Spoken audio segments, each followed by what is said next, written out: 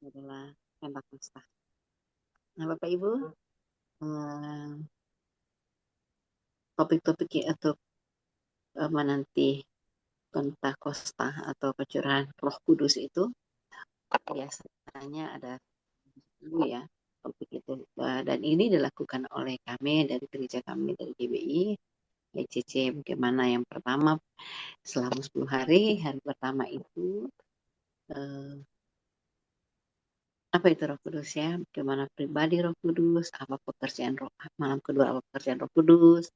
Lambang Roh Kudus, buah Roh Kudus, baptisan Roh Kudus, karunia Roh Kudus, hidup dalam Roh, kuasa Roh Kudus mengubah hidup, bersaksi dengan kuasa Roh Kudus, dan bagaimana penuh dengan Roh Kudus. Nah, biasanya itu topik-topiknya, jadi sedikit aja kita bahas, nanti kita akan penekanannya pada saat pencurahan Roh Kudus itu. Dan kita semuanya sudah berkali-kali ya mendengarkan ini. Nah, biarlah malam hari ini memperkuat kita ya, dan saling menambah, saling bagaimana untuk bisa kita mengikuti apa sih maunya Roh Kudus itu ya. Kalau kita lihat sendiri apa itu Pentakost ya, Pentakosta atau asal kata Pentekoste itu bahasa Yunaninya, di perjanjian lama itu hari raya panen, jadi ada ucapan syukur. Kalau kita lihat itu ada di Imamat 23 ayat 15 sampai 21.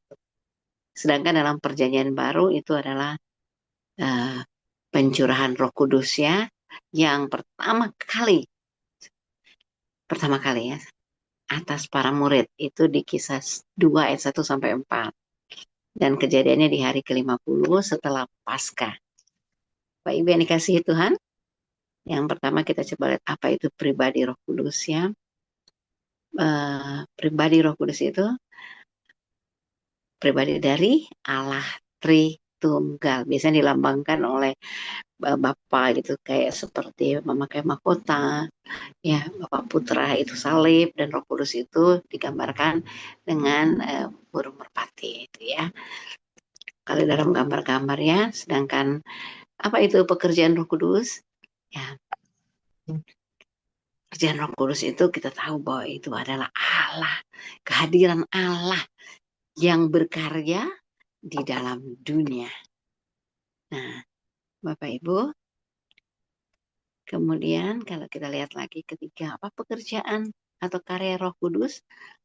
Ya antara lain tuh Roh Kudus itu adalah penghibur, penolong, pembela, ya, pemberi karunia, guru, penasehat. Aduh, karya Roh Kudus dalam hidup kita manusia ini ya, siapa yang nggak suka ya? Di saat kita susah, sedih, ada pemimpin. Di saat kita nggak bisa apa-apa, ada penolong. Di saat kita disakiti, di saat kita dijatuhkan, pembela. Ya, saya sering kali mengatakan, sepanjang saya berjalan dalam kebenaran, maka Tuhan, Roh Kudus akan membela saya. Karena seringkali mendapatkan tantangan hidup. Ya, seringkali menghadapi masalah-masalah yang ingin menjatuhkan, menyakiti lah kira-kira gitu. Lalu Tuhan juga Roh Kudus ini yang memberi karunia. Nanti kita lihat bahasan khusus karunia apa aja. Dan guru, saya seorang guru, seorang dosen. Seringkali saya tidak, saking banyaknya yang harus diajarkan, kalau misalnya ada sasar tertentu, saya harus juga belajar dari guru saya. Ya, dari Roh Kudus. Aduh, setelah ini apa ya kira-kira gitu. Bahkan dalam melayani pasien juga, apa ya yang harus saya sampaikan kepada pasien sehingga dia boleh mengerti. Namanya guru ya, wow, pasti lebih pintar dari muridnya, dan hikmat yang tidak terkatakan itu ya. Lalu juga dia penasihat, itu antara lain. Nah, Bapak Ibu yang dikasih Tuhan, yang ketiga, bagaimana lambang Roh Kudus itu? Kita semuanya tahu ya, ada pati, ada api, ada air, ada angin, ada minyak, ada hujan, ada anggur, ada meterai. Nah, ini semuanya ada artinya ya Bapak Ibu. Yang keempat, apa itu buah roh? Apa itu buah roh? Buah itu cuma bukan ikatan buah-buah roh, tapi buah. Dan bayangin di dalam satu buah itu, ya seringkali gambarkan dalam bentuk hati itu, isinya adalah seseorang yang memiliki Roh Kudus ini adalah dia akan penuh kasih, sukacita, kebaikan, kesetiaan, kesabaran, kemurahan, damai sejahtera, penguasaan diri, ya, dan kelemah lembutan. Ya, itu buah roh. Siapa yang tidak mau? Wow, ini kalau kehidupan kita dipenuhi oleh buah roh ini, maka kehadiran kita di mana-mana pasti memuliakan Kristus. Nah, Bapak Ibu, dan ada juga yang disebut baptisan Roh Kudus ya. Dan baptisan Roh Kudus katanya sekali seumur hidup ya, ketika dipenuhi Roh Kudus, nah sudah, itu yang paling kita inginkan. Artinya kalau dibaptisan sekali tapi dipenuhi oleh Roh Kudus, harus terus diisi, diisi, diisi, supaya hubungan hubungan kita harus karib dengan Tuhan supaya full. Saya tadi mengambil contoh, saya mencoba memberikannya misalnya satu botol. Saya senang sekali dengan parfumnya. Ketika dia full, karena saya suka sekali ini parfum ini, maka saya akan pakai terus setiap hari sampai akhirnya tinggal separuh. Nah, suatu saat ini habis, ya banyak sekali botol-botol parfum di sini habis. Nah, harus diapakan dong? Saya ingin botol ini menjadi full karena parfumnya saya suka. Ya, ada juga beberapa parfum saya suka sekali. Ini juga ya, Red Jeans. Nah, saya merasakan begini, ketika ada seorang mengatakan begini, wah, ini langkah kaki Dokter Luisa. Saya belum muncul, mereka bilang begini, wah, ini pasti Dokter Luisa, parfumnya sudah tercium. Padahal saya belum muncul. Nah, saya tiba-tiba mendapat ide begini, oh iya ya. Nah, dan saya suka banget parfum ini. Ketika saya, sekali lagi, ketika parfum ini habis, saya akan beli lagi. Atau kalau saya mau minum, ketika minumnya habis, saya akan minum kembali. Yang intinya adalah parfum ini saya bukan cuma saya yang suka ternyata, tapi orang lain juga suka. Dan saya tidak mau kalau parfum itu habis. Saya akan terus isi, atau ganti dengan yang baru. Nah, begitulah ya Bapak Ibu, supaya dia full, jadi Roh Kudus berkarya dalam hidup kita, kita harus terus full, penuh, penuh. Seperti ruangan, saya dalam satu ruangan ini, dalam kamar saya, ada tamu itu cuma boleh di depan, tapi kalau dia keluarga, dia boleh semuanya datang masuk. Nah, waktu dia masuk kan dia hanya tahu, ini rumah Dokter Lisa. Tapi begitu dia masuk, dia, ruang Dokter Lisa ini punya ruang tamu, punya kamar begini, begini, begitu. Dan dia akan mulai, karena dia keluarga, dia merasa, wah senang banget di sini kalau kita menerima dia. Nah, Roh Kudus, saya menggambarkan bagaimana supaya dia dekat dengan kita, jadi akrab, dan itu berdampak orang senang gitu ya. Jadi hubungan karib kita dengan Tuhan, jadi itu, dan supaya terus dipenuhi oleh Roh Kudus. Ada beberapa ayat Roh Kudus yang menyatakan bagaimana kalau kita penuh dengan Roh Kudus, maka kita benar-benar mengalami kuasa Allah itu. Nah, Bapak Ibu, apa itu karunia Roh Kudus? Nah, kalau karunia Roh Kudus kita juga bisa lihat di 1 Korintus 12 ayat 8 sampai 9. Hikmat, pengetahuan, iman, kesembuhan, mujizat, ya, bernubuat, ya, membedakan roh.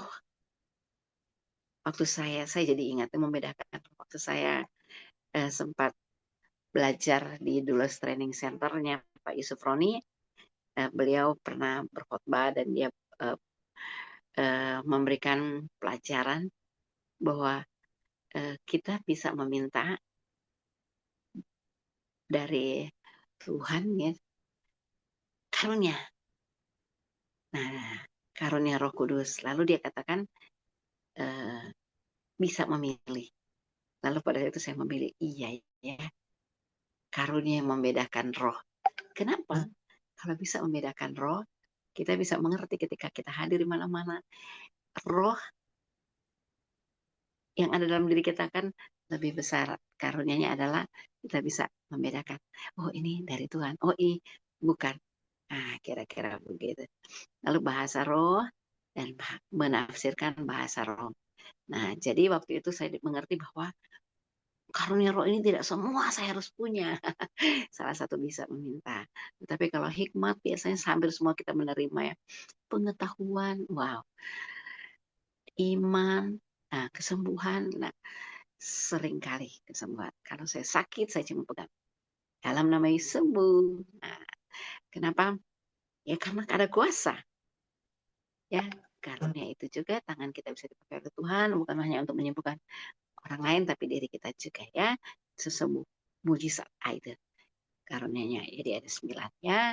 Lalu yang ketujuh, bagaimana hidup dalam roh? Wah, ini cukup banyak juga. Kalau kita mau hidup dalam roh, ada hal-hal yang sangat penting yang harus kita lakukan ya. Jadi kehidupan kita sungguh-sungguh rindu untuk bertumbuh dalam hubungan yang akrab dengan Allah. Kenapa harus bertumbuh? Namanya juga hidup. Kalau mau hidup harus bertumbuh. Kalau nggak mau hidup ya udah mati. Jadi nggak ada pertumbuhannya. Dan pertumbuhan ini adalah hubungan dengan Allah. Bagaimana kita mengalami kuasa serta pimpinan Tuhan setiap hari. Ya, dan pertumbuhan ini kalau kita lihat di Alkitab ya, ayat Alkitab mengatakan bahwa yang pertama, yang langkah pertama adalah kita harus lahir baru dan dipenuhi Roh Kudus ya. Kisah Rasul 1 ayat 8, hidup dalam Roh Kudus dimulai dengan kelahiran baru. Percaya Tuhan Yesus sebagai Tuhan dan Juru Selamat dan kita harus terima. Kita harus mengakui kita dengan mulut.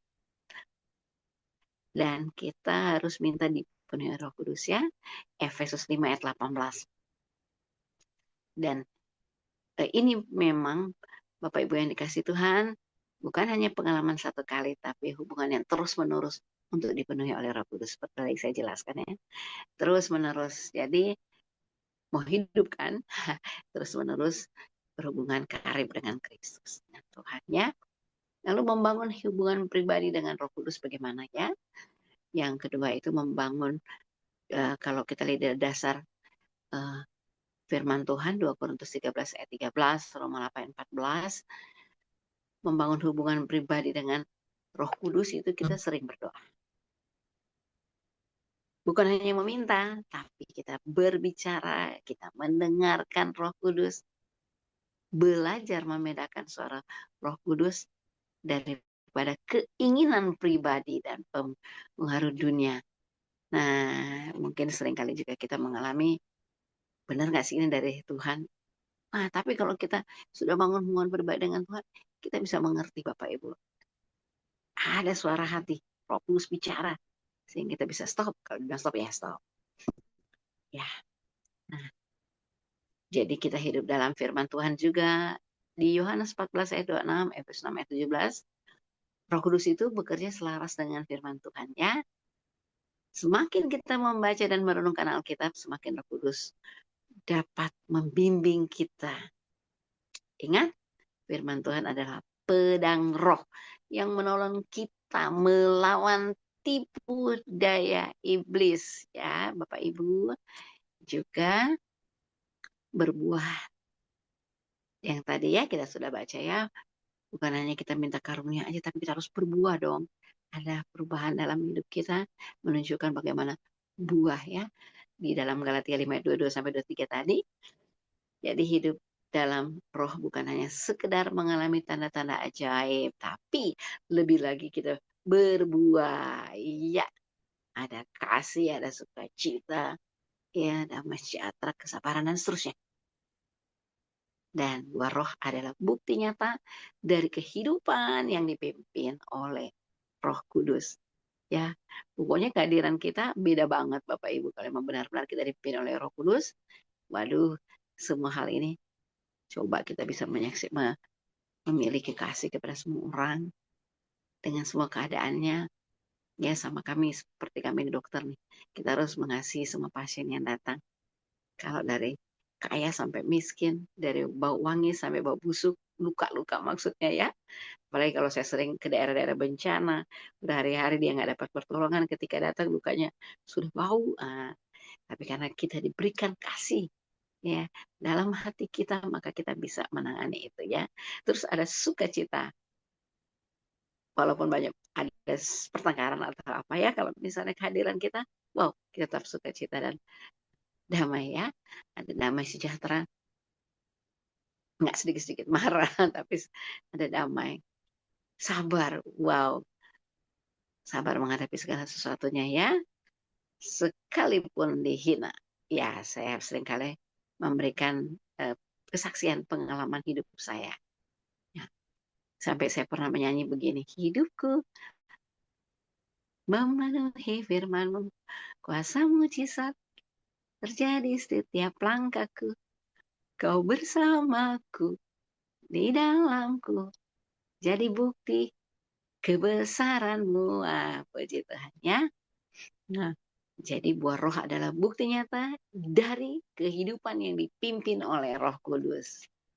Bapak Ibu, dan berjalan menurut roh, bukan keinginan daging ya, seperti Galatia 5 ayat 16 sampai 17.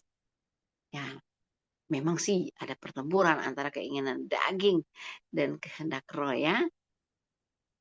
Nah, pilihan setiap hari tentu menentukan arah hidup kita. Memilih apa? Ya, kita memang harus mengingkari diri, menyerahkan kehendak pribadi kita kepada pimpinan Roh Kudus aja. Pasti nggak tersesat ya Bapak Ibu. Dan berikutnya kita harus taat dan peka terhadap pimpinan Roh Kudus ya. Di Kisah 16 ayat 6 sampai 7, Yesaya 30 ayat 21. Roh Kudus seringkali berbicara lewat suara lembut, dorongan hati, ya, atau damai yang tak terjelaskan. Ya, kami mengalami masa-masa juga itu. Ya kalau mau pergi, kalau sudah dibilang udahlah jangan pergi, ya nggak usah pergi. Atau terakhir ya mungkin ya yang saya alami juga ketika pulang dari Australia itu koper kami bawa ada banyak ya kurang lebih 6. Ternyata hanya boleh bawa 7, ternyata hanya boleh bawa 4, masing-masing 2. Lalu saya mengunci koper-koper itu, ketika itu sebenarnya sudah dibilang nggak usah dikunci. Hati saya tuh mengatakan, Roh Kudus bicara di hati saya, tapi saya kunci. Yang ujung-ujungnya ternyata koper-koper itu terlalu berat, harus ditinggalkan aja dan atau dipindahkan menjadi slim dan sedikit. Tapi karena sudah terkunci, bingung. Padahal datang sudah telat, sudah mau take off. Jadi kami harus membayar kelebihan koper 3 koper. Tadinya satu koper cuma 250 US dollar. Nah ini 3 koper harus membayar 10 USD, maksudnya dolarnya Australia. Wah, jadinya ya, ya kalau di apa namanya di Indonesia kalau di rupiah kan 10 juta lebih. Ya, ya sudah. Padahal dari awal aduh, saya sudah merasakan itu. Lalu anak saya ada perasaan yang karena saya waktu itu menawar, akhirnya saya biasanya kan kalau mau naik, mau berangkat kemanapun, saya pasti akan menengok belakang melihat adakah yang tertinggal. Apalagi seringkali ke desa-desa itu membawa obat, bawa bantuan dan lain-lain. Saya hitung satu-satu. Kali ini saya main pergi aja. Akhirnya karena buru-buru telat, akhirnya dompet anak saya tertinggal. Dan dalam dompet itu penuh dengan kartu-kartu, terutama ya kartu-kartu yang SIM dan banyak kartu bank, banyak sekali ya. Dan yang paling sayang banget itu ada uang juga, dolar-dolar si tanah saya, dia bekerja juga dan dia mendapatkan salary dan ya aduh, apalagi ada kartu bank, ternyata kartu bank itu nggak usah pakai kode juga katanya ditempel bisa. Ya, Padahal sudah diingatkan dari awal. Tapi karena tidak peka ya terhadap pimpinan, ya sudah akhirnya harus mengalami hal itu. Oleh sebab itu mari kita belajar taat bahkan saat sepenuhnya kita nggak ngerti ya. Karena Roh Kudus itu pasti dia akan menuntun dengan kasih. Dan ada hikmat Allah. Bapak Ibu yang dikasih Tuhan.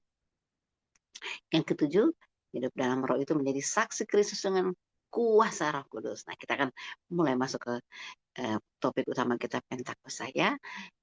Di Kisah Para Rasul 1 ayat 8, kita akan lihat bagaimana hidup dalam roh membawa kita keluar. Untuk apa? Bersaksi, mengasihi orang lain, dan membagikan Injil dengan kuasa. Nah, pelayanan yang lahir dari kehidupan yang dipenuhi dan dipimpin oleh Roh Kudus ada kuasa. Ya. Nah, kita lihat kuasa Roh Kudus itu mengubah hidup. Ya. Jadi, kalau kita mengakui bahwa kita sudah dipenuhi Roh Kudus, ya, maka hidup kita akan berubah. Ya. Kisah tadi ya, kisah ayat 8, peristiwa Pentakosta, bagaimana penuh dengan Roh Kudus, kita lihat kuasa Roh Kudus itu dari Kisah 1 ayat 8. Ya, Bapak Ibu yang dikasih Tuhan. Akan tetapi kamu akan menerima kuasa ketika Roh Kudus telah datang kepadamu, dan kamu akan menjadi saksiku di Yerusalem, di seluruh Yudea dan Samaria, dan sampai ke ujung bumi. Wow. Bapak Ibu, mari kita lihat kuasa Pentakosta ini ya. Bagaimana kuasa Roh Kudus saat Pentakosta, ya di awal Pentakosta, atau di saat Pentakosta dan setelah itu. Perubahan apa sih yang terjadi? Jadi kurang lebih ada 4 ya. Coba kita lihat. Kita akan lihat ayat-ayatnya. Bagaimana kuasa yang memberikan pandangan baru. Lalu ada kuasa menciptakan ungkapan-ungkapan yang baru. Ada kuasa yang meyakinkan. Dan kuasa yang memberikan pandangan baru. Bapak coba kita lihat ya. Kuasa untuk bersaksi. Ya. Di Kisah 1 ayat 1, Roh Kudus memberi kuasa pada Petrus untuk bersaksi. Ada paling nggak ada 3 ya kuasa untuk bersaksi waktu itu. Pertama Petrus, lalu para rasul ya, Kisah 4 ayat 29, dan juga kita lihat bagaimana kuasa walaupun para rasul dianiaya namun tidak dapat memadamkan kuasa Roh Kudus untuk apa? Bersaksi. Ya. Nah, Pak Ibu, nah kita lihat, kita akan baca bersama di Kisah 1, Kisah 2 ayat 22 sampai 36 ya. Bagaimana Petrus bersaksi di ayat 22. Kita lihat. Hai orang Israel, dengarkan perkataan ini. Yesus orang Nazaret, seseorang yang dinyatakan di antara kamu oleh Allah dengan hal-hal ajaib, mujizat-mujizat, dan tanda-tanda yang telah Allah tunjukkan di antara kamu melalui dia seperti yang kamu sendiri ketahui. Nah, lihat di ayat 23. Yesus ini yang diserahkan menurut rencana yang sudah ditentukan dan pengetahuan Allah sebelumnya. Kamu bunuh dengan menyalibkannya melalui tangan orang-orang durhaka. Akan tetapi Allah membangkitkannya dan melepaskannya dari penderitaan maut. Karena tidak mungkin baginya dikuasai oleh kematian. Nah, ini dia. Kayak Petrus nih yang bersaksi ini ya. Nah, Bapak Ibu. Dan yang kedua, Roh Kudus juga memberi kuasa untuk para rasul. Bukan hanya Petrus saja. Ya, bersaksi dengan kuasa Roh Kudus ya, Kisah 4 ayat 29 kita lihat. Dan sekarang Tuhan, lihatlah ancaman-ancaman mereka dan karuniakan hamba-hambamu ini untuk memberitakan firman-Mu dengan segala keberanian. Nah, pertanyaannya adalah hidup kita. Adakah kita punya keberanian kalau kita mengaku bahwa kita sudah dipenuhi oleh Roh Kudus? Ya, kuasa Pentakosta itu hadir dalam hidup kita. Ini mulut kita tidak akan diam, Bapak Ibu. Kita akan bersaksi. Ya, bersaksi dengan cara apa? Nah, bisa nanti kita akan lihat. Pergi ya, nanti kita lihat ya, ada kata-kata aktif dalam kerinduan Roh Kudus untuk kita bersaksi tentang karya Kristus itu, dan penuh dengan keberanian, nggak usah takut ya Bapak Ibu. Lalu di ayat yang berikutnya, walaupun yang ketiga ya, bagaimana kuasa itu, walaupun para rasul itu dianiaya, namun tidak dapat memadamkan kuasa Roh Kudus untuk bersaksi. Tetap mereka bersaksi ya. Jadi tadi Petrus, rasul-rasul, dan ini semua ya, walaupun mereka dianiaya, mereka nggak berhenti bersaksi. Di Kisah Rasul 5 ayat 26 sampai 42 ya, rasul-rasul di hadapan mahkamah agama, nasihat Gamaliel. Mereka menuruti nasihat Gamaliel. Kemudian setelah memanggil kedua rasul itu, mereka memukuli keduanya dan melarang para rasul untuk berbicara dalam nama Yesus, lalu melepaskannya. Karena itu rasul-rasul itu pergi dari hadapan Sanhedrin dengan bersukacita, sebab mereka dianggap layak menderita penghinaan demi namanya. Wow. Dan setiap hari di bait Allah dan dari rumah ke rumah, mereka tidak pernah berhenti mengajar dan memberitakan Injil bahwa Yesus adalah Tuhan. Ya, Yesus ya adalah Kristus. Bapak Ibu yang dikasih Tuhan, inilah kuasa bagaimana murid-murid ini ya mengalami kedahsyatan. Dan ingat penganiayaan yang mereka alami ya, sejak itu mereka memang dianiaya, dan kita tahu semua bagaimana mereka mati dengan penganiayaan. Apakah mereka tetap? Tidak, itulah kuasa Roh Kudus menjadikan mereka mengutamakan hidup ini untuk Kristus, untuk bersaksi ya, membawa jiwa-jiwa. Nah, Roh Kuduslah yang akan membuat mereka bertobat. Yang penting kasih tahu, beritakan. Kita tahu juga kan, Petrus ketika pertama kali dia berkhotbah, Roh Kudus juga yang membuat 3.000 orang bertobat.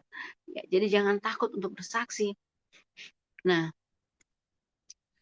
dan juga kuasa menciptakan ungkapan yang baru. Nah, kita lihat ya, ungkapan apa yang waktu Roh Kudus itu dicurahkannya, ada di Kisah 2 ayat 8 sampai 11. Ungkapan-ungkapan baru yang dapat dimengerti oleh bangsa-bangsa lain. Kita lihat di ayat 8. Dan bagaimana mungkin masing-masing kita mendengar ya, mendengar mereka dengan bahasa tempat kita dilahirkan. Ayat 9, orang-orang Parsia dan Media dan Elam dan penduduk Mesopotamia, Yudea dan Kapadokia, Pontus dan Asia, Frigia dan Pamfilia, Mesir dan daerah-daerah Libya dekat Kirene, dan pendatang-pendatang dari Roma, baik orang-orang Yahudi maupun para proselit. Wow, itulah orang-orang yang hadir pada waktu itu ya. Mereka mendengar, kok bisa orang-orang ini bisa berbahasa, padahal mereka itu Parsia, Media, Elam, Mesopotamia, Yudea, Kapadokia, Pontus, itu semuanya Asia. Kok bisa? Nah, itu kuasa Roh Kudus ya, yang menciptakan ungkapan yang baru, dan juga perihal perbuatan-perbuatan besar yang dilakukan oleh Allah ya. Kisah 2 ayat 11. Di situ juga ada kata, dalam firman Tuhan ini katakan ada orang-orang Kreta dan Arab. Sampai mereka bilang begini, kita mendengar mereka berbicara dengan bahasa kita masing-masing. Perbuatan-perbuatan besar Allah. Kok bisa? Itu kuasa Roh Kudus Bapak Ibu. Seringkali kita juga dalam pelayanan, ya kita alami. Tiba-tiba kita bisa mengungkapkan kata-kata yang kita sendiri awalnya tidak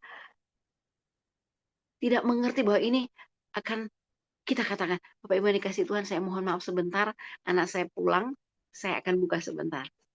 Sebentar.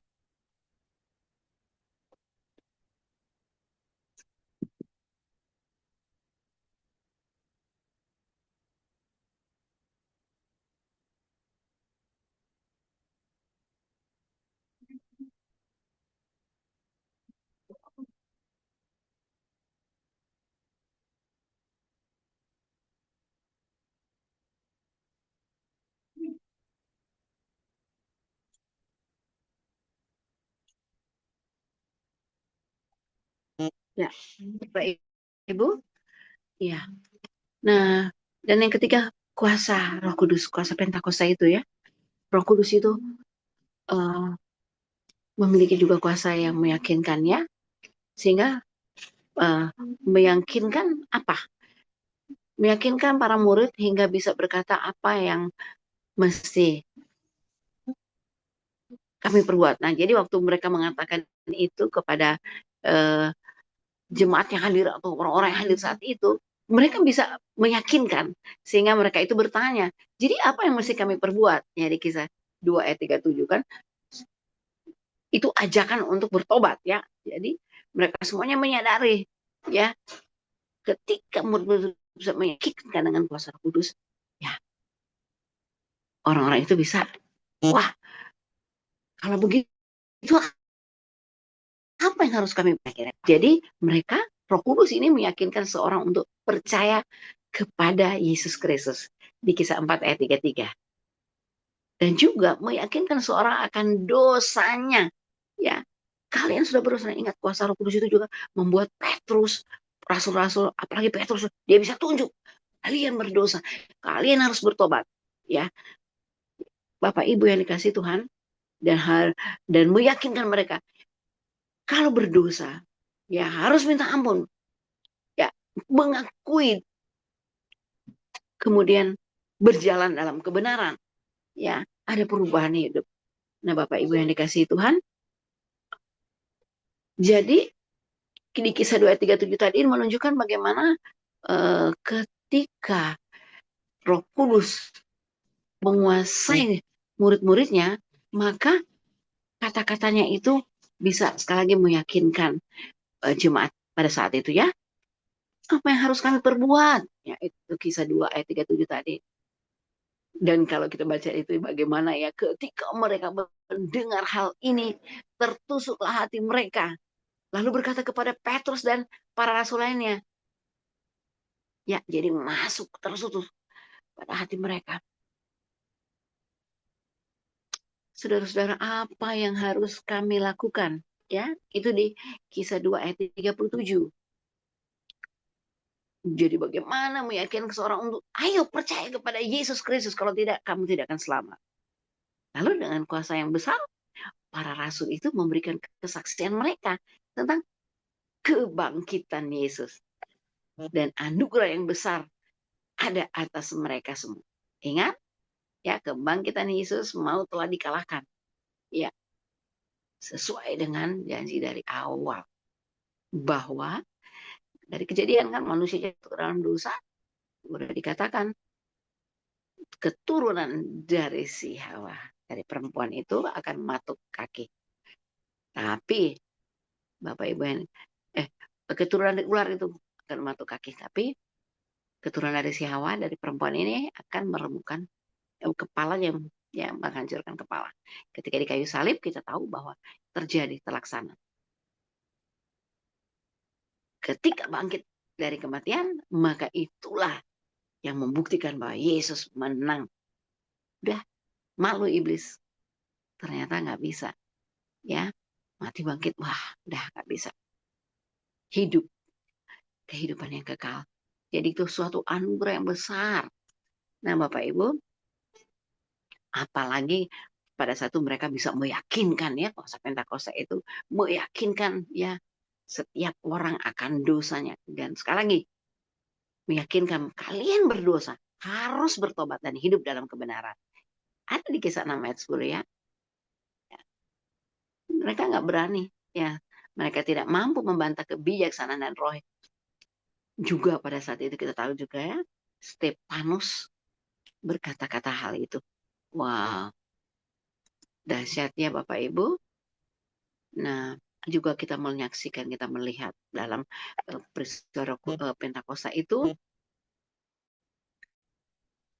di 1 Korintus 2 ayat 9 sampai 10 juga menyatakannya kuasa yang memberikan pandangan baru. Banyak hal yang kita tidak mengerti, tapi firman Tuhan ini ya, ketika kita dipenuhi oleh Roh Kudus, dikatakan begini, namun seperti yang tertulis, apa yang mata belum pernah lihat, telinga belum pernah dengar, dan belum pernah timbul dalam hati manusia. Semua itu Allah telah sediakan bagi mereka yang mengasihinya. Ayat 10, namun Allah telah menyatakan hal ini kepada kita melalui roh. Karena roh menyelidiki semua hal. Bahkan kedalaman Allah. Dahsyat Bapak Ibu. Gimana kalau kita sudah memiliki? Nah, kita harus sangat dekat. Bayangkan mengerti kedalaman hati Allah. Nah, dan dalam Markus 16 ayat 15 sampai 16 juga kita melihat ada juga ada kata pergi juga ya, kata aktif yang menyatakan bahwa kita harus pergi ya, sesuai profesi masing-masing kita harus pergi. Pergi itu aktif, bahwa kita harus melakukan apa? Bersaksi bahwa Yesus adalah Tuhan dan juru selamat kita. Jadi membawa jiwa-jiwa bagi Tuhan. Jadi kita sebenarnya sesudah Yesus memberitakan waktu istidunya, dia memberitakan supaya semua orang bertobat. Kemudian turun ke murid-muridnya, dia pesan, habis murid-muridnya kita. Jadi karya Kristus diteruskan oleh kita, ya, dengan profesi kita masing-masing. Ya, Bapak Ibu yang dikasihi Tuhan, harus ada tanda yang melayani setiap orang yang percaya, ya. Dengan waktu kita pergi, ya sesuai profesi kita, lihat nih Tuhan kasih tahu ada tanda, ada kuasa. Apa itu? Mengusir setan dalam nama Yesus. Saya akan kasih contoh apa yang kami alami. Berbicara dalam bahasa baru, bahasa roh, memegang ular atau racun maut tidak akan celaka. Kami juga alami meletakkan tangan atas orang sakit dan orang sakit itu sembuh. Nah, ini dia. Jadi ini yang Tuhan berikan, ada kuasa. Coba, kita punya kuasa dari 4 ini, Bapak Ibu, pasti karena kita memiliki Roh Kudus, ya. Nah, Bapak Ibu, saya coba kasih contoh ya. Kuasa yang pertama itu mengusir setan dalam nama Yesus, ya.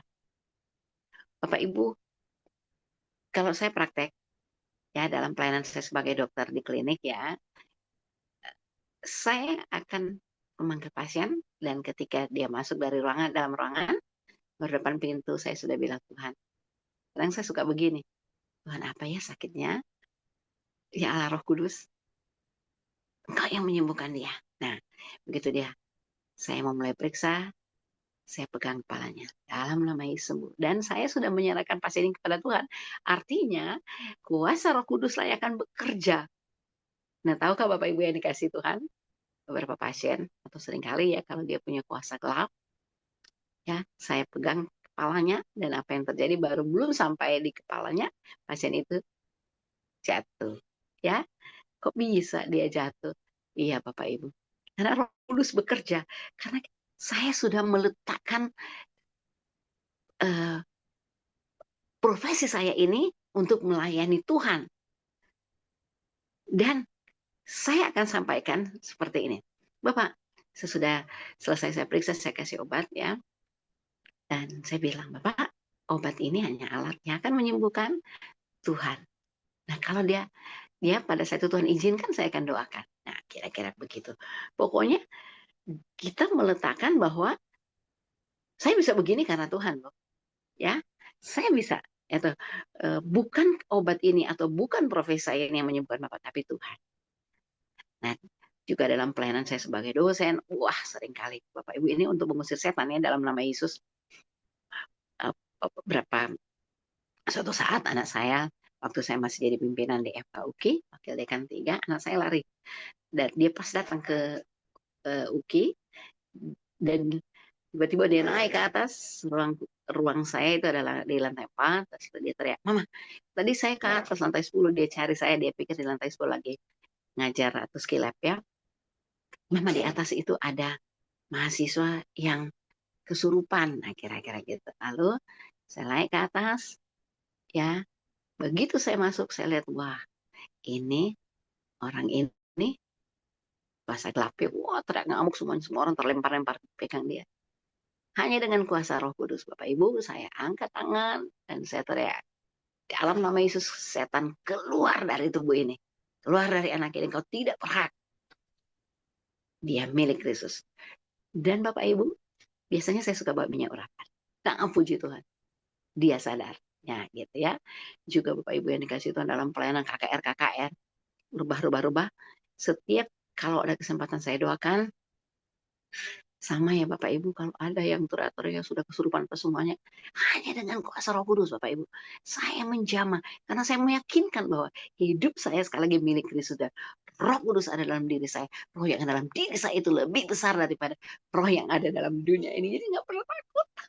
Saya langsung tangking dalam nama Yesus keluar ya di pulau-pulau apalagi ya. Dan eh, pernah saya saksikan mungkin bagaimana menyembuhkan dukun di Kalimantan Bapak Ibu ketika dalam salah satu pengobatan gratis itu di tahun 2000, sekitar tahun 2000 ya. Nah itu dengan obor berkat Indonesia, tiba-tiba ada dari desa, dari pelosok ya, dari hutan datang seorang bilang, "Aduh, di sana ada bapak yang sakit berat, udah mau mati, tolong." Nah, saat itu Ibu Non Rawung, kepala obor berkat Indonesia, dia almarhumnya, dia bilang, kebetulan kami sekeluarga ya suka melayani Tuhan dan ikut dalam tim. Dan, suami saya juga Dokter Heru, dia juga melayani sebagai dokter dan Tuhan pakai dia juga luar biasa. Tapi pada saat itu saya yang diminta, Dokter Luisa, kamu yang pergi. Iya nih seorang ibu nih naik motor dengan maksudnya diantar dengan ojeknya dengan motor bawa masuk ke dalam hutan persis di depan rumah itu ya suara terdengar audible, kedengaran jelas sekali Roh Kudus bicara bilang begini, bukan aku yang tidak mau atau tidak sanggup menyembuhkan orang itu, tapi dosa yang dalam diri. Singkat ya, saya masuk, lalu saya bilang, Bapak, ya saya layani dia, saya bilang, Bapak itu punya pegangan, ya kalau harus dikeluarkan, ya harus dibuang. Kalau tidak, Bapak tidak akan sembuh. Dan apa yang terjadi Bapak Ibu yang dikasihi Tuhan, dikeluarkanlah. Ya ada andu itu kalau dia berjalan dia bisa membunuh dan seterusnya. Sampai kurang lebih 20-an, ya udah. Pada saat itu saya bilang saya minta diri. Waktu saya minta diri, saya mau pulang, maksudnya mau kembali ke tempat pengobatan gratis karena begitu banyak orang yang menunggu, masih ratusan. Waktu kami ke sana balik, kurang lebih 10-15 menit tiba-tiba orang yang sama muncul lagi bilang, dokter, bapak yang tadi itu sudah mati, sudah membiru. Hah? Pas bilang begitu, saya balik lagi, tapi sekali ini sudah diantar oleh dua hamba Tuhan naik motor. Jadi pergilah kami kembali ke sana, sama persis Bapak Ibu yang dikasihi Tuhan, Roh Kudus bicara lagi. Hal yang sama, bukan aku tidak mampu menyembuhkan, tapi dosa yang dalam diri dia. Saya masuk. Ternyata Bapak ini adalah dia seorang kepala suku. Dan dia seorang dukun yang sakti juga. Waktu masuk suara itu, dan saya lihat, saya masih dengar dengan jasa itu, dan saya lihat Bapak itu. Tahukah Bapak Ibu dan kasih Tuhan? Dia memang sudah membiru, sudah mati. Nah, saya cuma bilang, katakan begini, Bapak masih menyimpan sesuatu ya. Terus dia bilang, iya dokter. Lalu, ayo Pak keluarkan. Keluar satu-satu, tapi ini suaranya masih ada. Terus saya bilang, wah, nih orang-orang nih satu kampung tuh sudah datang, sudah nonton ya. Lihat semuanya. Ini singkatnya. Tiba-tiba saya digerakkan oleh Tuhan. Roh Kudus bicara dan saya harus ngomong. Saya bilang, Bapak, sekali lagi, kalau saya keluar dari pintu rumah ini, Bapak mati. Nah, Bapak harus keluarkan semua apa yang masih tersisa. Dia memang berteriak nangis, nggak ada dok. Tapi Roh Kudus bicara, ada, masih ada. Terus, tapi Roh Kudus berikan saya hikmat untuk menuntun dia. Tiba-tiba aja keluar kata-kata. Bapak ingat ya, saya akan mengucapkan kata-kata ini dan Bapak ingat. Pernahkah Bapak menyimpan batu? Pernahkah Bapak menyimpan kayu? Pernahkah Bapak menyimpan pohon? Pernahkah Bapak menyimpan, nih terakhir, buah? Waktu kata-kata saya mengatakan buah, tiba-tiba Bapak ini berteriak, Mama, tolong ambil di sana. Apa yang dia bawa ke saya, Bapak Ibu yang dikasih Tuhan? Ibu itu bawa ke saya, ternyata ya, pepaya kan besar. Saking saktinya, disimpan begitu lama, tiba-tiba pepayanya sudah menjadi kayak kenikir kelereng. Ya, kira-kira mungkin lebih kecil dari buah anggur yang ada di belakang saya ya. Ditaruh di tangan saya. Begitu ditaruh di tangan saya, wow, suara itu hilang. Dan tahulah saya bahwa inilah pamungkasnya ternyata. Udah selesai. Saya bilang, oh udah. Sekarang Pak, kita harus bakar semuanya ini ya. Jimat-jimat ini. Kita bakar pada saat itu dituntun. Tapi kan sekarang kita pelayanannya bukan saya sendiri aja ya. Saya sebagai dokter, tapi juga sebagai pelayan Tuhan. Tapi ada tim pendeta yang ya ikut dengan saya ya, dua motor ini. Dan waktu kita doa memang pembakaran itu memang kayak benar dahsyat itu ya. Artinya peperangan terjadi. Peperangan terjadi ya. Dan akhirnya Bapak Ibu yang dikasih Tuhan, waktu itu selesai pelayanan, saya bilang, dah. Dan dia terima Yesus ya, waktu itu kita harus tuntun dia. Kemudian sesudah dia terima Yesus, ya kita doa. Doa, kita sudah doa tadi, sudah pelepasan, sudah pembakaran, sudah terima Yesus. Terus waktu selesai semuanya itu enggak Bapak Ibu. Tadinya kan dia udah sesak, udah biru. Terus sekarang dia wajahnya sudah memerah. Saya bilang, Bapak, bangun. Dia bangun, Bapak, lompat. Dia lompat. Terus saya bilang, Bapak, berlari. Putar di dalam rumah itu ya. Dan disaksikan oleh semua masyarakat yang di situ ya. Karena dia kan kepala suku. Ternyata dia sehat. Sudah sehat, sudah sembuh. Kuasa Roh Kudus, ingat baik-baik sekali lagi, memberikan kemampuan, ya, keberanian, dan Roh Kudus yang menyembuhkan, bukan saya. Dia sembuh, Bapak Ibu. Ya, ada beberapa kali ya, tapi yang saya ingat ada lagi yang terakhir kami di Alor ya, waktu pas kemarin itu bencana alam di desa di apa namanya pulau di Alor. Bapak Ibu, ada satu desa yang disebut yang itu desa kelahirannya Bapak Bupati, disebut bahwa desa itu juga mirip kayak Australia voodoo ya. Daerah itu juga saktinya di mana juga ada pada saat itu katanya longsor dari atas dan air bah yang turun itu mematikan beberapa keluarga, tapi ada ajaib satu anak kecil yang sehat yang ada di atas batu. Selamat maksudnya. Nah, ketika hal itu terjadi, ya Bapak Ibu, orang kan wah merasa hebat ya anak ini. Berarti ini anak ini ajaib lah. Nah, di desa itu kami pelayanan. Ini namanya pengobatan gratis bersama dengan Ibu Bupati yang selalu mengantarnya. Pada saat itu Bapak Ibu, saya harus gini, kita diganggu karena desa itu sungguh luar biasa juga dahsyat. Masa gelapnya baru mau masuk, mogok mobil yang kita punya dua mobil, lalu tiba-tiba teman saya Dokter Anse, spesialis radiologi, dia juga orang Roteh, tiba-tiba dia mimisan, banyak banget keluar darah. Wah, padahal kita banyak sekali pasien. Enggak Bapak Ibu yang dikasih Tuhan. Kita cuma kita ini berhenti terus kita bilang, terus lanjut pelayanan lagi. Wah, ternyata kita memang semuanya mau nggak kuasa gelap nggak setuju, nggak suka kita pelayanan di situ. Ada satu dukun datang ke saya, dia bilang dia sakit ini, tapi Roh Kudus bilang suruh dia berbalik. Waktu dia berbalik tiba-tiba jatuh kerisnya dari belakang. Waduh Bapak Ibu, dia ambil kerisnya dan dia gemeteran. Saya tanya, buat apa itu Pak? Terus dia ngomong, dokter ini buat potong rumput. Pertanyaannya apakah keris buat potong rumput? Oh enggak, itu karena dia punya rencana jahat. Tapi Roh Kudus sudah menunjukkan dan menjatuhkan itu. Nah, terakhir waktu itu kami disuruh makan. Tapi waktu saya mau ke dalam dapur, itu udah jam 8 malam, sekitar jam 8 malam. Dan Ibu Bupati sudah mulai pusing, udah mulai mual. Saya ke belakang memang, maksud kita juga lapar semua. Tapi waktu saya ke belakang, wah, Roh Kudus bicara, jangan. Ya, saya bilang, maaf kami harus balik. Nah, memang satu tim semuanya mau kalau kita makan mungkin sama dengan Ibu Bupati juga yang sempat minum kopi dan muntah-muntah. Nah, tiba-tiba kami keluar, ada ular besar, dia penampakan bukan mungkin itu datang ke mobil yang satu seperti memakan mereka. Lalu pada mobil kami juga waktu jalan tiba-tiba ada ular dan dilihat oleh Bupati.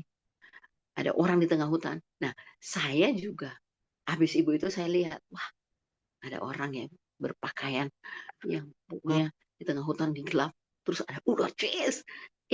Bapak Ibu apakah kami takut atau tidak? Kami tak memuji. Bagi saya ya Pokoknya kemampuan, kekuatan. Ada Roh Kudus. Nggak takut.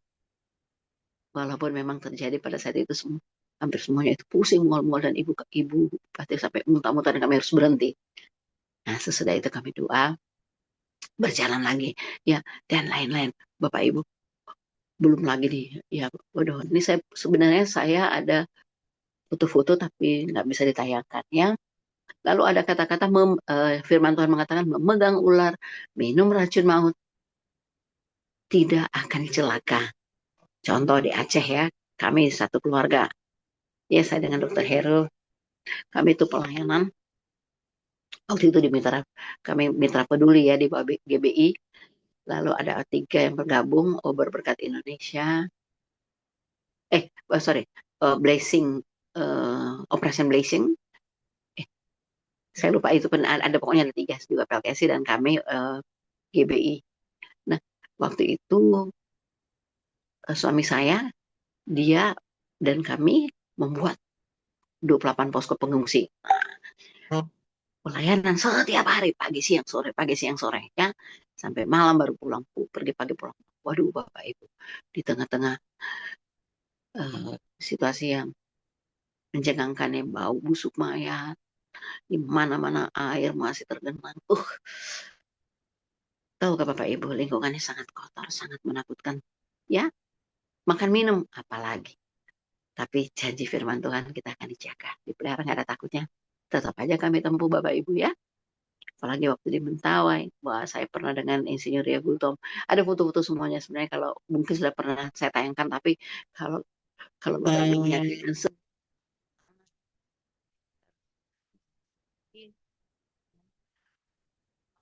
laut, ya, kayak sempit, ya. Pokoknya itu daerah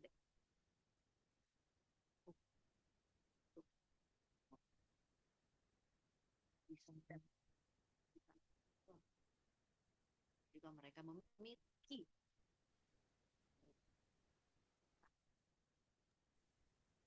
Suaranya hilang, Bu Dokter.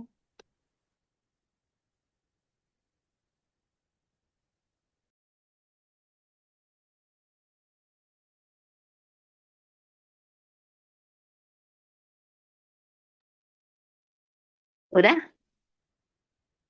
Sudah. Sudah. Oke. Ya, puji Tuhan, ya.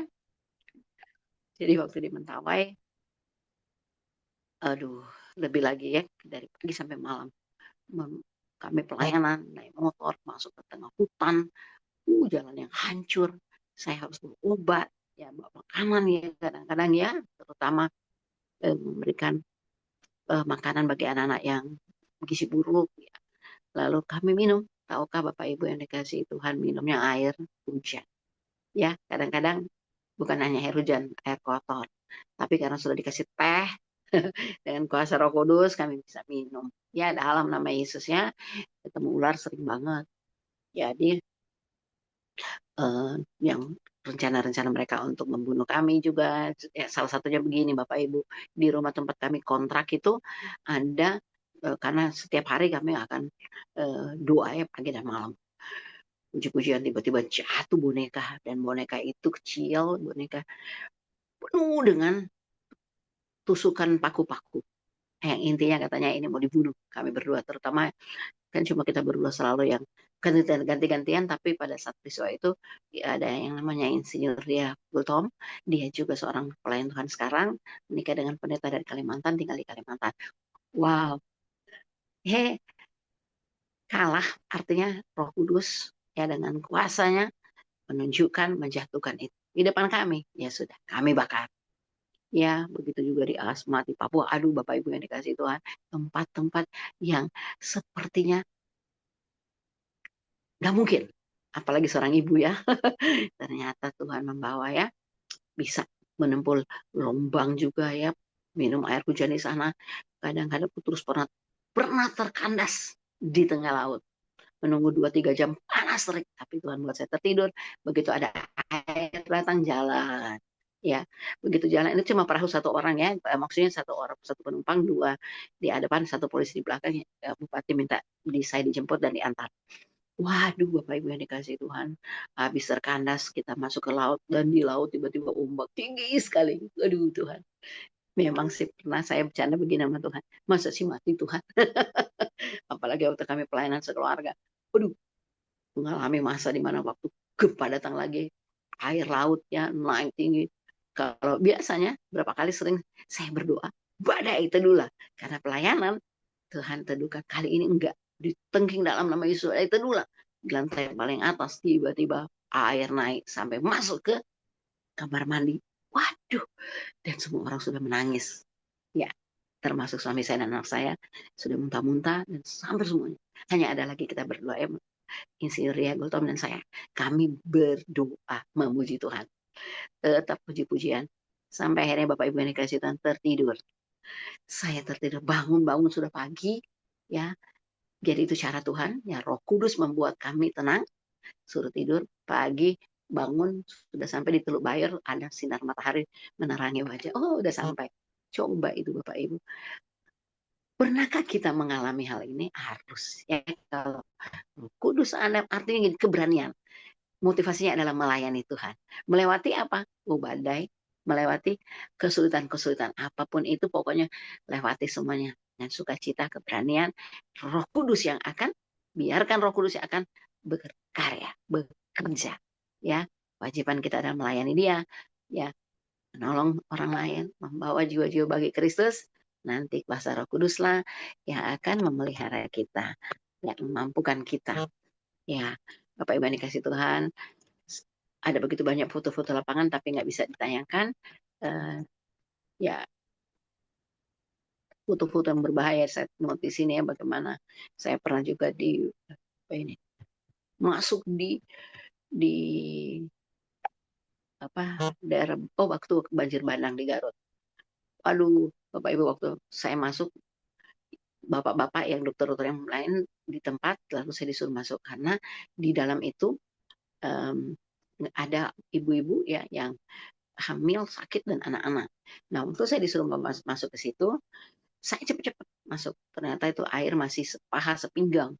Dan ketika saya mencoba menerobos, ada satu tempat untuk mempercepat sampainya, tiba-tiba orang-orang depan berteriak, dokter, stop. Nah, itu Roh Kudus juga menggerakkan mereka untuk mengatakan stop. Karena kalau saya lewat situ, saya bisa masuk. Ternyata itu ada satu kubangan dan itu nggak kelihatan karena airnya kan rata. Nah, jadi harus lewat pinggir sampai saya harus dipapa diantar. Memang nggak masuk. Wah, masuk sih langsung masuk. Berarti nggak bisa tolong orang lain kalau saya mati. Nah, itu cara Tuhan ya Bapak Ibu, dan di gambar-gambarnya ini begitu serem-serem yang saya lewati, yang dengan cara Tuhan bisa melaluinya. Mana tidur di tenda, siang kepanasan, malam kedinginan, hujan basah, ya itu dia. Kami sekeluarga. Ini dia di sini.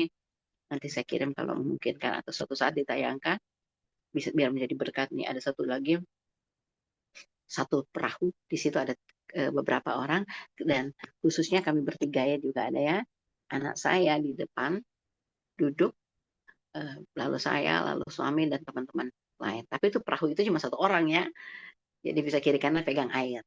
Itu mungkin kekuatannya 40 knot, jadi masih bisa pelan banget. Itu masuk pelosok-pelosok Bapak Ibu yang dikasih Tuhan. Lalu mati, seringkali mati mesin karena habis bensin. Apakah Tuhan membiarkan kami dalam pelayanan? Tidak. Kuasa Roh Kudus menolong kami melewati semuanya itu. Untuk apa Bapak Ibu? Kalau di gambar Bapak Ibu lihat, kita masuk ke pelosok-pelosok orang-orang yang sedang mengungsi karena pasca tsunami waktu itu ya. Nah, jadi semuanya kami lewati. Lalu Bapak Ibu, ini ada juga foto bagaimana siang hari kami pelayanan kesehatan, malam hari kami KKR ya.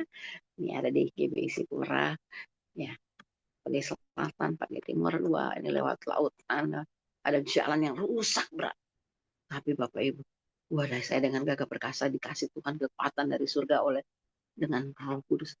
Ingat ya, Roh Kudus itu omnipresent, hadir di mana-mana. Jadi waktu saya melewati jalan yang becek, orang lain sudah jatuh, motor juga bisa terbalik semua. Tapi Roh Kudus menjaga saya, menjaga ya. Rasanya udah nggak masuk akal. Sampai ada pendeta yang ke sana melihat pelayanan saya, sampai dia hampir-hampir nggak bisa napas ya. Aduh melewati jalan ini. Ya Tuhan, seorang ibu bisa melewati ini. Itu karena bukan seorang ibu, Roh Kudus yang menyertai. Ya Bapak Ibu yang dikasih Tuhan, Yesaya 43 ayat 2, berlayar dengan Tuhan itu aman. Ya, apabila engkau menyeberang melalui air, aku akan menyertai engkau. Atau melalui sungai-sungai, engkau tidak akan dihanyutkan. Apabila engkau berjalan melalui api, engkau tidak akan dihanguskan. Dan nyala api tidak akan membakar engkau. Bapak Ibu, hidupku menggenapi firman-Nya itu semua kami alami ya. Dan di 1 Korintus 6 ayat 17, mungkin ini 1 Korintus 6 ayat 17, kita boleh hafal satu ayat ini ya, pendek sekali. Tetapi siapa yang mengikat dirinya pada Tuhan, menjadi satu roh dengan Dia. Dahsyat kan? Kita mengikat diri kita kepada Tuhan, kita jadi satu roh dengan Dia, dengan Tuhan. Siapa yang bisa mengalahkan kita? Gak ada Bapak Ibu. Ya, ya, dan janji penyertaan yang maha tinggi kan? Saya selalu katakan, saksikan, saya setiap pelayanan saya akan melihat ke langit. Ada firman Tuhan mengatakan, langit adalah tahtaku dan bumi adalah tumpuan kakiku. Bayangkan ya langit, sampai saat ini tidak ada satu orang pun yang bisa merengkuh. Sedahsyat itu Tuhan kita. Seluas itu Tuhan melihat kita. Dan bumi adalah tumpuan kaki Tuhan. Saya berjalan, saya tahu. Wah, ada Tuhan tentang kaki. Kaki Tuhan juga berjalan di samping saya. Waduh, Bapak Ibu, puji Tuhan ya. Bagi Dialah yang dapat melakukan jauh lebih banyak daripada yang kita doakan atau kita pikirkan.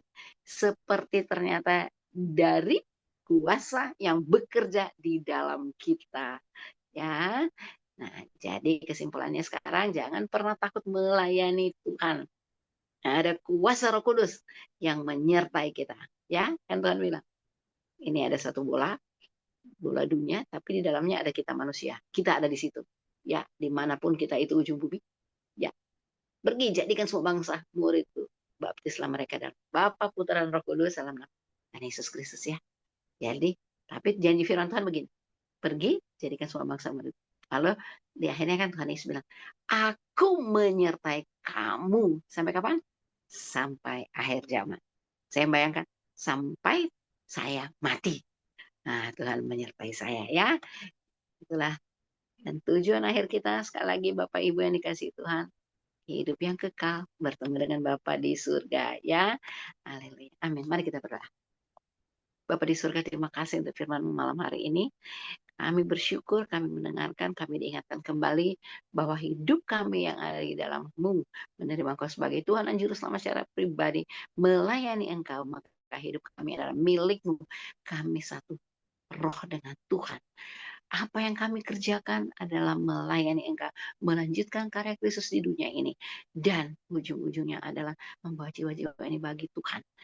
Kami tidak akan ditinggalkan. Kuasa Roh Kudus yang hadir di mana saja.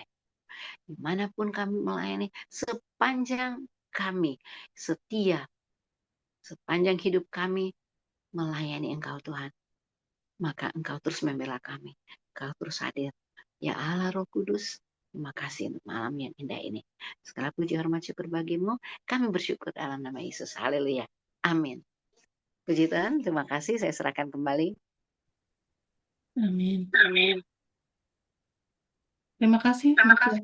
Loisa yang sudah menyampaikan firman Tuhan untuk kita semua. Bapak Ibu ada waktu sedikit, mungkin 5-10 menit untuk kita diskusi. Saya berikan waktu kalau ada Bapak Ibu yang mau bertanya. Mungkin. Silahkan.